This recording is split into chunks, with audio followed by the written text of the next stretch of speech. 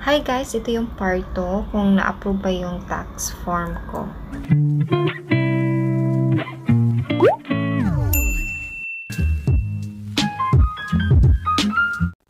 Reason why pending my tax W8 bin po kasi po nag-email nga po yung yung Google na ayan, kailangan ko mag-submit ng additional documents. Meron siyang missing documents na kailangan kong i-submit. Ayan.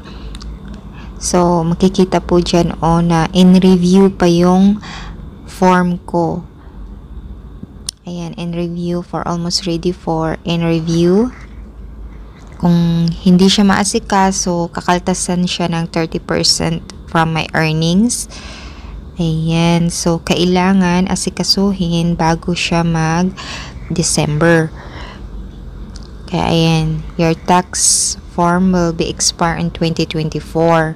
So, kailangan mag-submit ako ng missing documents. So, what should I do? Pupunta ako dito. So, follow lang yung instruction.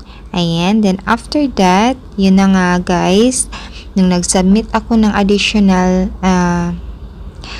missing documents like my Emirates ID, your tax information has been approved. Ayan, na-approve na guys. So, thankful, alhamdulillah talaga na-approve na siya. So, wala nang kaltas ng 30%. So, kayo po, mag-submit na po kayo bago mag-end ng 2024. So, thank you for watching. Bye!